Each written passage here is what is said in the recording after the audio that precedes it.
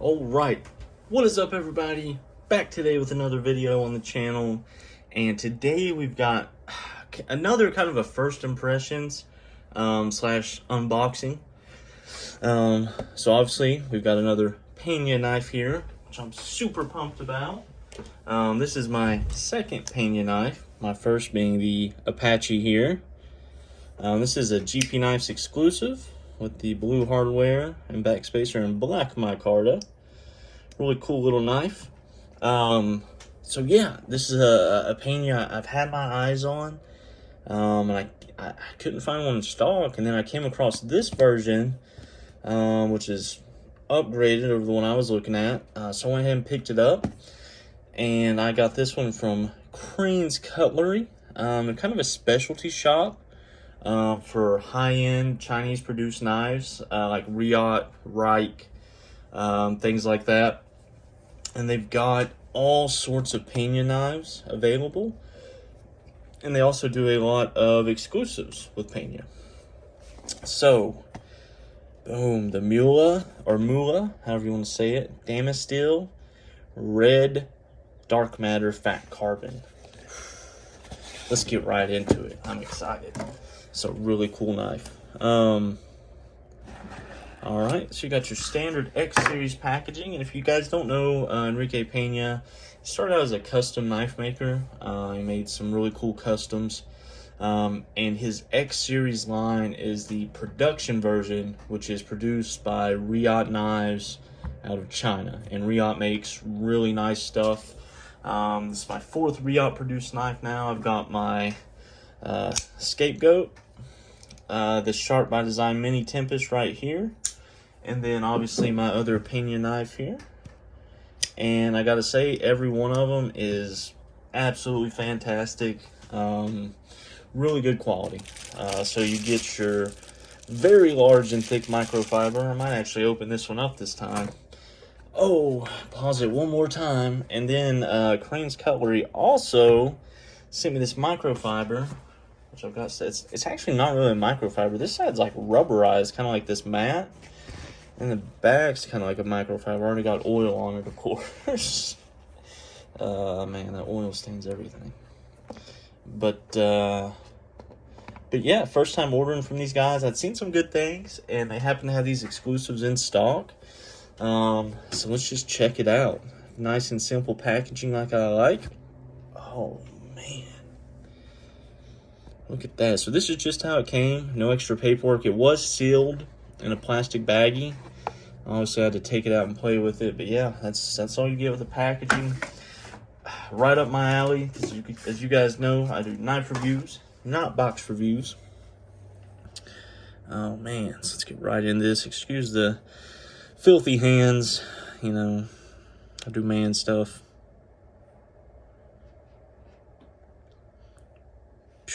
Man. But you can see here this fat carbon, red dark matter. It's just absolutely stunning. Flip it over to the back side here. You've got another inlay there. That is a copper backspacer. Really nice. And you get around to the blade here. And it is this absolutely beautiful damasteel. So if you're not familiar, damasteel is not like your traditional Damascus, or the fact as this is actually a very high resilience, high quality steel from the start. There's a process they put the steel through to where by the time they're putting this pattern in, they're already working with a finished steel, was my understanding. I may be wrong, but it's a higher quality. It's pretty much a Damascus that is the same quality as your high-end steels. And I will say I really like the look and feel of it, because you can see it's still like a satin blade, and it's got a pretty smooth feel to it. I'll show you here on one of my other Damascus knives. So this is Chad Nichols Boomerang Damascus. So absolutely beautiful. This Sapienza 31 left-handed. Be jealous. With the bog oak inlays. Rarest wood in the world, in case you didn't know. Such a Chris Reeve knife thing. But you can see you actually have to etch the metal to get the design to come through.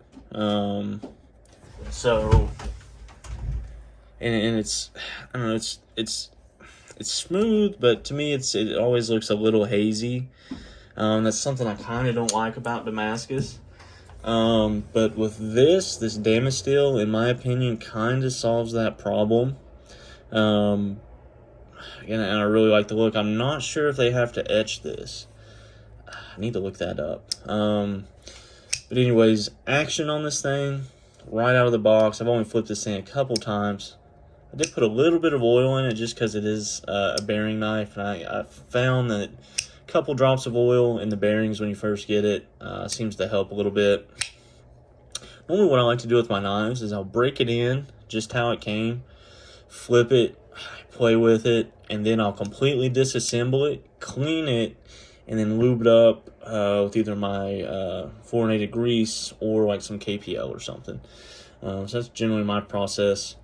So size-wise, let's see, I wrote this stuff down. The overall length is 7.45 inches. The blade length is 3.125 with a 3-inch cutting edge. And this is a 3.67 ounce knife. So a little on the heavier side, but you do have full titanium here with this carbon fiber inlay. You kind of got your standard Pena clip, as you can see on the Apache here, almost identical. So there are some complaints on this clip and setup. As you can see, this has to slide through your pocket or on your pocket to come in and out. I did notice that a little bit. It was rubbing a little bit. Now, why aesthetically, I really like the look of this clip. Ergonomically and in the pocket, it's not great. It's not bad. It is just a little tight. And obviously it's not deep carry. But it's kind of one of those things. I knew that when I was buying it, and it doesn't really bother me too much. Another thing with this new Mula, this is kind of like the second gen.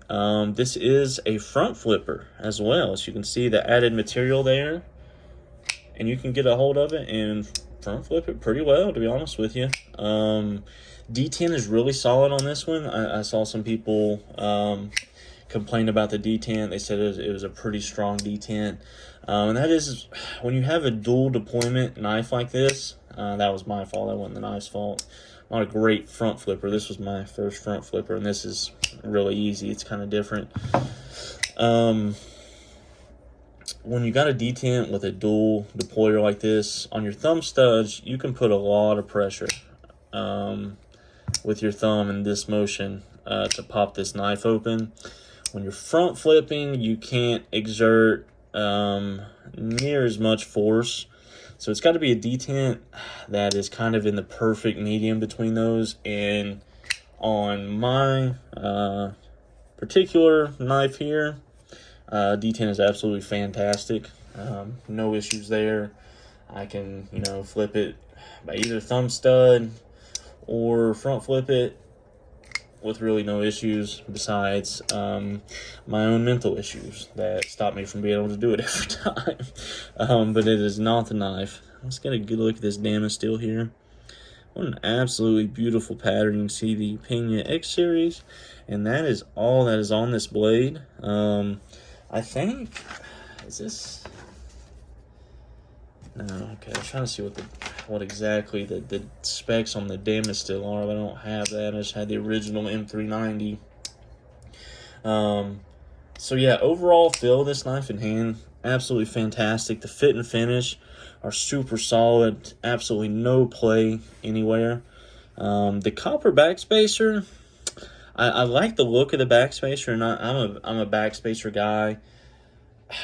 One, if you want to really sell me on a knife, put a nice backspacer on it. Like this 0470, I really like that type backspacer. And the backspacer I really like on this Husky here. It's just super duper clean. Yeah, I enjoy a nice backspacer. Like on my PM2 and 3, I put this one, the, oh gosh. It's a rock scale design backspacer. It's like $60, but I really like it. So yeah, I really like the look of the backspacer here. The copper, it doesn't flow great with the red carbon fiber, I'll be honest. But I still think it adds a nice touch to the knife, and I do enjoy it. So you do have a lock bar insert here, which is one of those little things you really like to see. You know, when you have a really solid lockup with a thicker blade, they say you don't really need that. But I like to see it either way. It can't hurt. It can only help. So yeah, overall, I'm really loving this mula. Being able to front flip it is just an added bonus, and I was kind of worried about the size. I knew it was a decent sized knife, but it works out really well in hand, and size wise it is almost identical to a bug out. So let's do a few quick size comparisons. We've got an Altus, and I'll do a pair of 3. Let's do a pair of 3 and a Sumo. Pick the camera up to show you here. It's the Civivi Altus. You can see almost identical, and a pair of 3. So that's a really good size comparison there. So you're perfectly in that really popular EDC size. So right there. So really good size as well. Rides in the pocket well. In action, obviously, you've seen me do it, but just absolutely super drop shutty right out of the box. And that's the thing with these Riot knives. Right out of the box, the action is tuned really nicely. So yeah, I think that's about going to wrap it up on this knife. Really like it. So I've got this mula here. I have also, real quick, got some more sharp dress knife scales for my 0640 here. Took that thing apart and cleaned it too.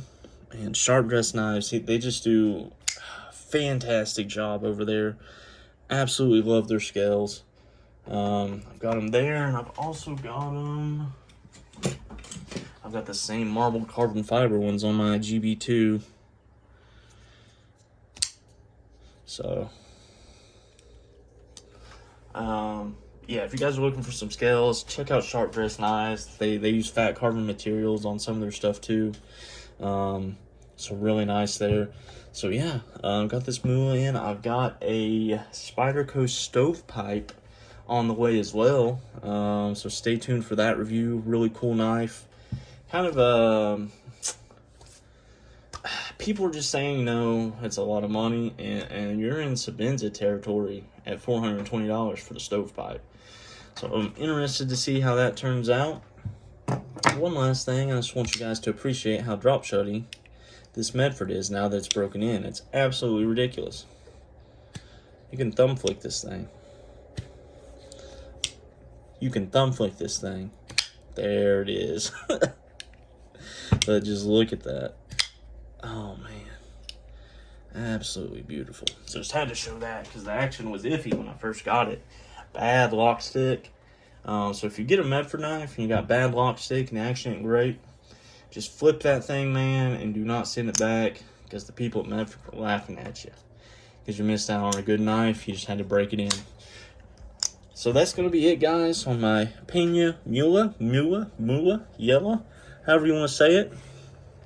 One last look. Just gorgeous. So anyways, stay tuned for that stovepipe video, and also got some long-term review updates coming. And please subscribe, watch some of my other videos if you like knife content, and have a great day.